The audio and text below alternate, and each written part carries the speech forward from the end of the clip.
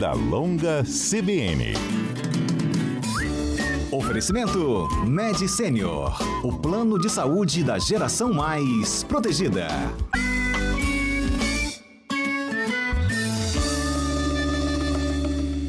Doutor Rony, bom dia para o senhor. Bom dia, Patrícia, bom dia a todos. É um prazer estar aqui com vocês, falando desse assunto tão importante. Bom, quando a gente fala de Alzheimer, a pergunta que sempre chega, né, é que é uma doença com um nome muito conhecido, mas que as pessoas às vezes não entendem ainda do que se trata. O que é o Alzheimer, professor? O Alzheimer é uma doença neurodegenerativa, né, que acaba se confundindo com outras doenças que acometem o idoso, né, principalmente o idoso. É uma doença que vai, aos pouquinhos, destruindo o cérebro, né, vai produzindo proteínas, não tem uma causa totalmente específica, e ela vai destruindo o cérebro e, geralmente, na maioria dos casos, mas não exclusivamente, ela começa acometendo a memória. Então, por isso que ela ficou muito associada a esse sintoma principal dela, que é a perda de memória, né? Mas lembrando que nem toda perda de memória é Alzheimer. Então, ela começa geralmente com a memória, né? Mas ela vai afetando o cérebro e afetando as outras funções do cérebro, né? Como a nossa capacidade de se orientar, né? Nossa capacidade de fazer planejamentos, né? Então, essa doença vai evoluindo, é uma doença, infelizmente, evolutiva, e vai aos pouquinhos lesionando o cérebro, né? Então, essa de uma forma bem geral, é um pouco assim que isso que é o Alzheimer, né? Pois é, o senhor falou bem a respeito de confundir com outras doenças. Tem gente que acha que é esclerose, é demência. Qual a diferença entre as três? Como é que a gente pode identificá-las? A demência que a gente fala, a demência é um conjunto de doenças que vão afetar a capacidade do indivíduo de tomar suas decisões e exercer sua autonomia, né? Na população idosa, de uma forma geral, na população geral, a doença de Alzheimer é a principal causa de demência, mas existem muitas outras, né? Então, a pessoa pode ter um tumor no cérebro e afetar o seu funcionamento e ela não conseguir mais fazer as coisas, um AVC. Algumas doenças clínicas podem afetar a memória e o funcionamento do cérebro. Então, por exemplo, a pessoa pode ter um problema de tireoide muito grave e com a falta do hormônio o cérebro fica mais lentificado, né? A depressão pode afetar o funcionamento do cérebro também, causar alguns sintomas cognitivos, né?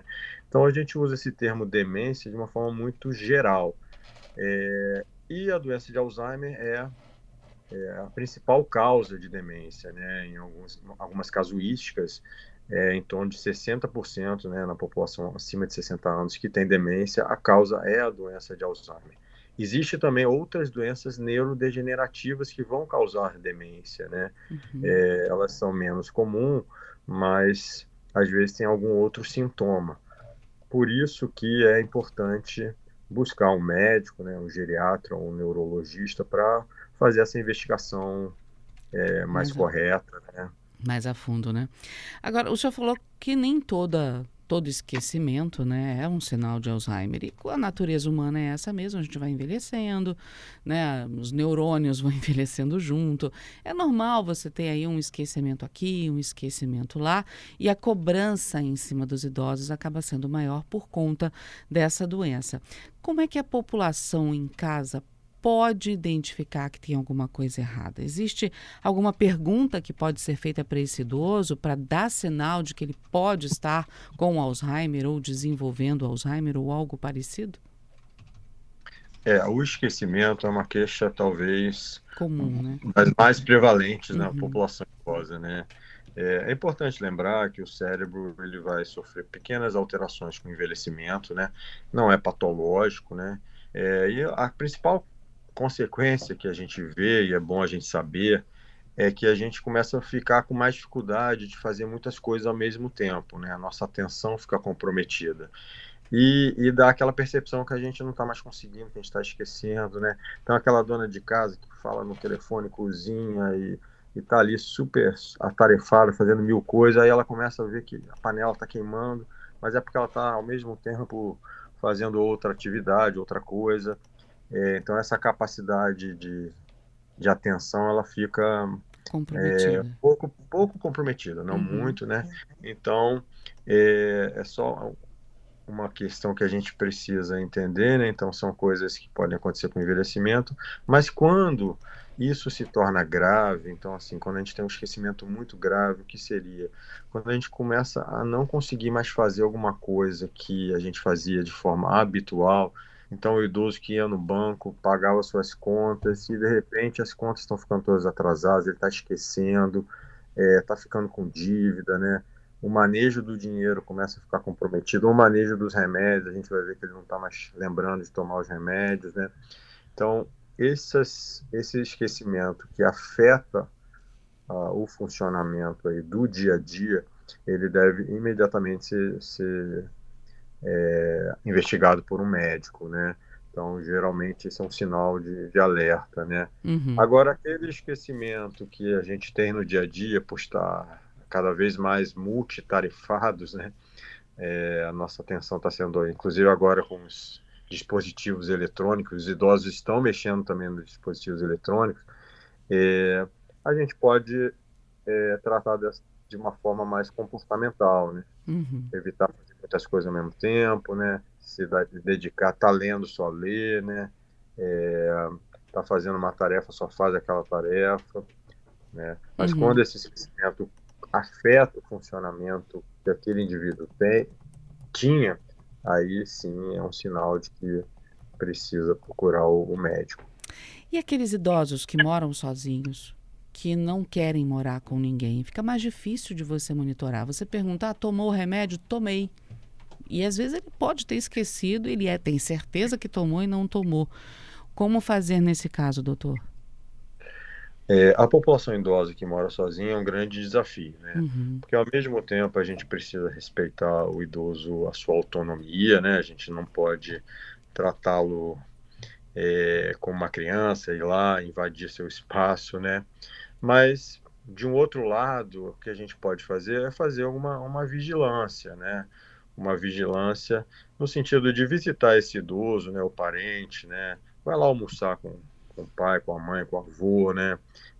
E faz uma vigilância, vê como é que estão os cuidados, vê se esse idoso está conseguindo prover seu próprio alimento, né? Se ele está se alimentando bem, vê se ele está tomando banho adequadamente, né? Se ele está mantendo seus hábitos e suas atividades de forma habituais. O remédio que você falou, o que a gente pode fazer, que é uma dica? Fazer contagem dos remédios, né? Uhum. Então, se você tem uma cartelinha que tem 30 comprimidos, né? Chegar no fim do mês, se a cartelinha estiver completa, possivelmente esse idoso não está tomando o remédio adequadamente.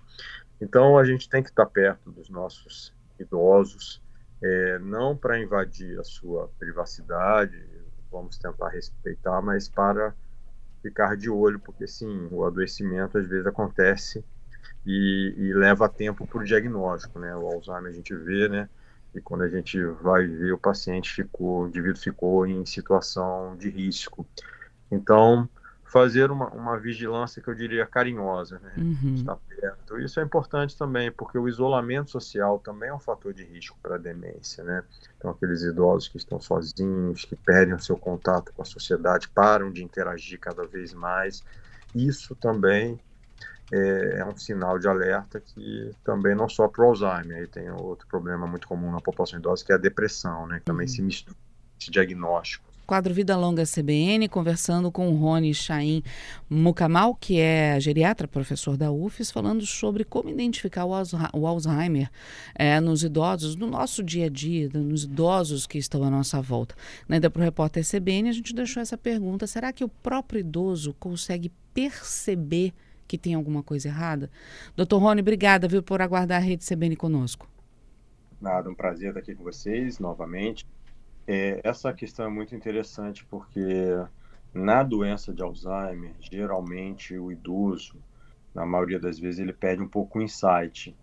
Então, ele não consegue perceber que ele está esquecendo e às vezes ele até confabula. Isso confabula no sentido assim, a gente percebe que as coisas não estão funcionando bem, mas ele diz que está tudo bem, que ele está fazendo tudo normalmente.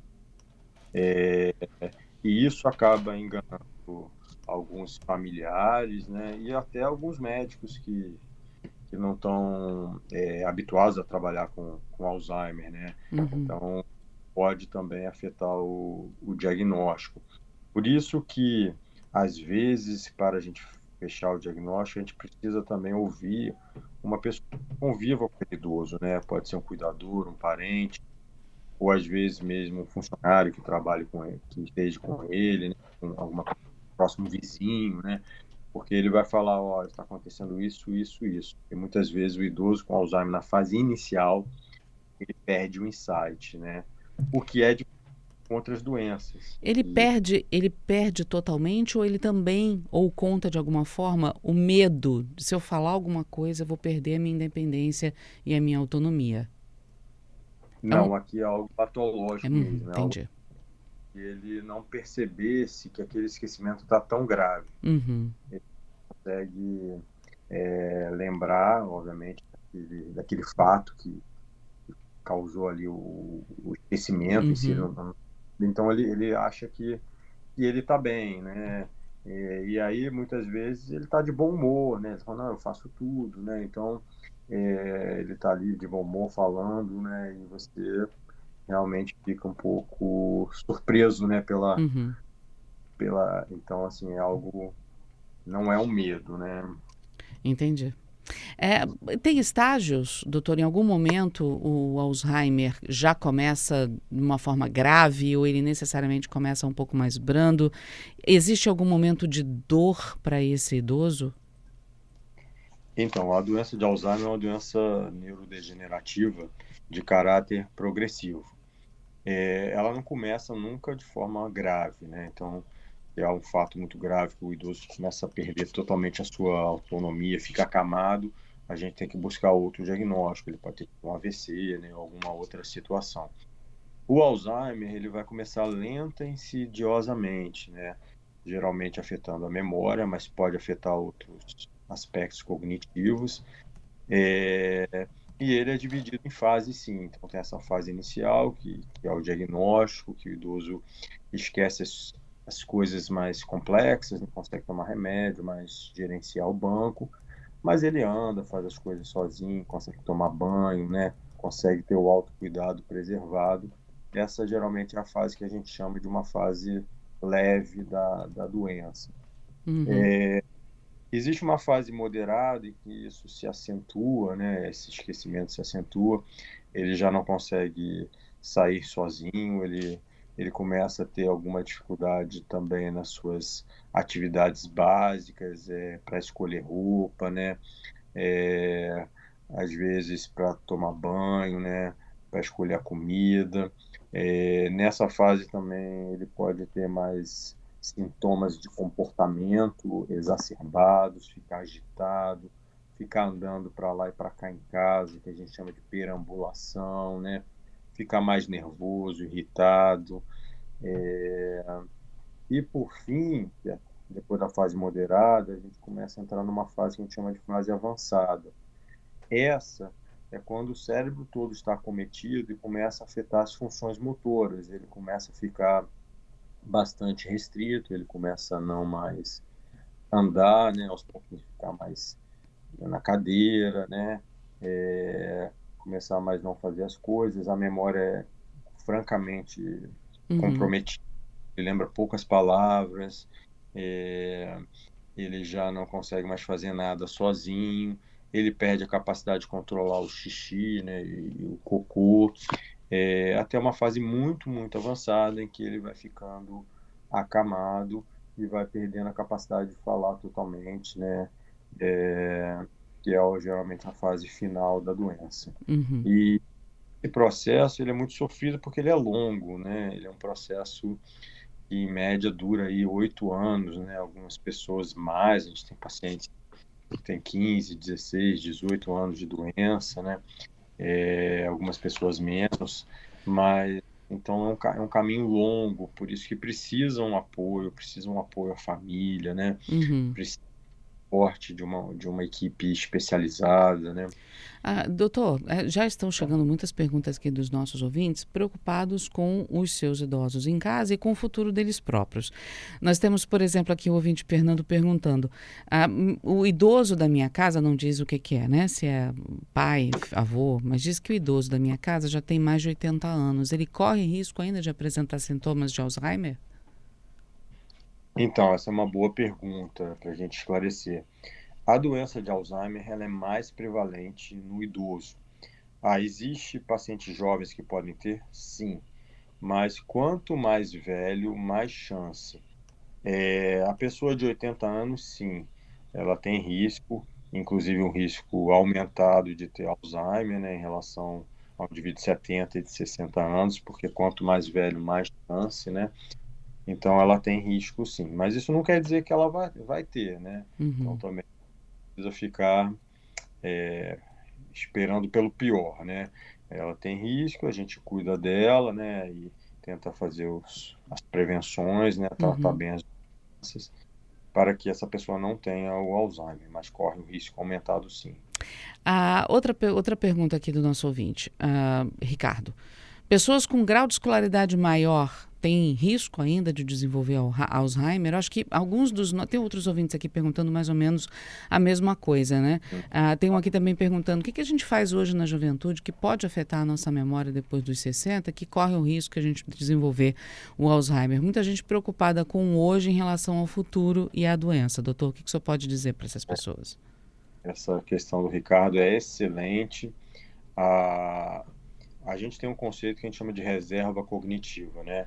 Quanto mais a gente desenvolver o nosso cérebro, né? E a escolaridade é um tipo de desenvolvimento cerebral, mas não único, né? Então, quanto mais a gente desenvolver o nosso cérebro, mais a gente retarda o aparecimento da doença de Alzheimer, né? Porque o nosso cérebro cria mais sinapse, os nossos neurônios.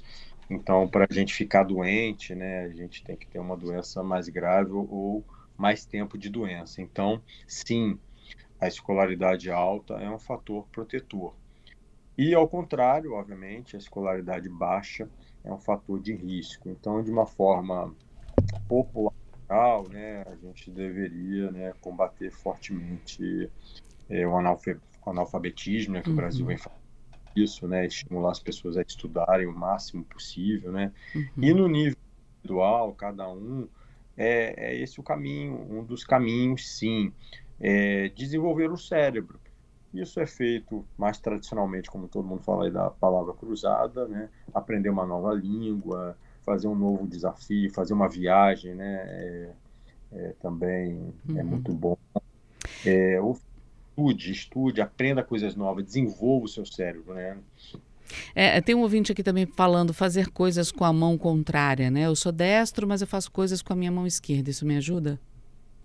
Ajuda, né? Qualquer desafio para o cérebro, você está ampliando sua habilidade e você está gerando sinapses. Uhum. A parte física também afeta o cérebro, né? A nossa coordenação motora, né? Então, os esportes também, né? O exercício tem um papel cognitivo, além de todo o benefício que o exercício físico né? Já entrando um pouco nesse assunto, o efeito cerebral da circulação sanguínea, o exercício também é um efeito cognitivo, né? Então, dança, né? Você tem que estar ali aprendendo a pensar, memória, né? Então, sim, tudo que a gente crie novas habilidades para o cérebro é uma prevenção. Sempre que a gente fala sobre cérebro, doenças, né, ligadas a esse órgão, chega sempre essas perguntas relacionadas às redes sociais e à televisão, ao tablet. Nossos ouvintes também questionam se ver muita televisão, mexer muito nas redes sociais, se isso pode afetar o cérebro a ponto da pessoa ter o Alzheimer com mais idade, porque isso é o que a gente percebe nos nossos jovens hoje em dia, né? Uma dependência muito grande de aparelhos eletrônicos, uma dependência muito grande de saber tudo o que está acontecendo, mas existe o risco de não absorver uma informação profunda, uma informação suficientemente clara, ou seja, é muita informação e pouca absorção. Isso lá na frente, quando esses jovens de hoje tiverem seus 60, 70 anos, eles vão ter mais risco ainda de desenvolver, por exemplo, Alzheimer, doutor? Essa é uma boa pergunta, né? A gente está com uma sociedade aí extremamente dependente da tecnologia, né? É Uhum, importante que reflita que a tecnologia, ela por si só, ela não é ruim. Existe até alguns estudos mostrando que idosos que mexem com tecnologia, usam a internet, também estão trabalhando o cérebro e prevenindo o Alzheimer. Agora, esse uso maciço, né, dos jovens, a gente já sabe que também está trazendo muito malefício para eles, né? Principalmente nos aspectos psiquiátricos, sintomas de ansiedade, né, depressão. Eu acredito que a gente vai ter que achar um meio termo e que essas informações superficiais em excesso, elas não são boas, porque elas tomam nossa atenção, mas como você falou, a gente não consegue trabalhar de uma forma profunda. Então é muito melhor a gente ler um texto, né, assistir um filme, né, com calma, né. uhum. Isso não é ruim, né. Então quando você, por exemplo, está vendo um filme e você lembra do filme, aquele filme gera emoções, né, e você conversa sobre o filme, você também está melhorando a sua memória e seus aspectos cognitivos. Uhum. Ah, Mas eu acho que sim, essa forma da gente mexer na internet, ela não está legal, né? A rede social, principalmente, né? e tudo se entrega, de falando de memória também, né? Tudo se entrega ao eletrônico, né? Tem gente que, se você tirar o celular da mão, não lembra o telefone de mais ninguém, não lembra qual é a agenda de compromissos de médico, tá lá, tudo lá. Quer dizer, a gente parou um pouco de mexer com a nossa memória, com a nossa capacidade de lembrar sozinho das coisas. É isso mesmo, né? Porque a gente confia demais no eletrônico, né? Eu estava conversando outro dia, a gente estava discutindo que até mesmo para lembrar o dia que é hoje, às vezes a Uhum, gente vai ao celular, né? Que é uma coisa que era óbvio que você fazia conta na sua cabeça, né? uhum. As pessoas não sabem mais o número de telefone, então talvez a gente tenha que parar um pouquinho, refletir, né, até onde a tecnologia é importante. Óbvio que a gente não vai decorar todos os telefones, o celular ajuda e está aí para isso, mas vamos decorar os nossos números principais, né? Vamos dar um passo para trás, né? Para a gente não deixar o cérebro preguiçoso, né? Isso aí. Doutor Rony, muito obrigada, viu, por conversar conosco aí no seu sábado aqui na CBN Vitória para ajudar os nossos ouvintes a entenderem um pouco melhor sobre o Alzheimer e como identificar isso nos nossos idosos. Quanto mais cedo, melhor, mais chance de qualidade de vida esse idoso vai ter, certo? Eu agradeço muito, isso é verdade. O papo muito gostoso e muito bacana e fico sempre à disposição. A gente tem que falar mesmo desse assunto, que é muito importante. Já fica o convite para a próxima vez. Obrigada, viu, doutor? Obrigado aí, bom final de semana aí para todos. Para o senhor também.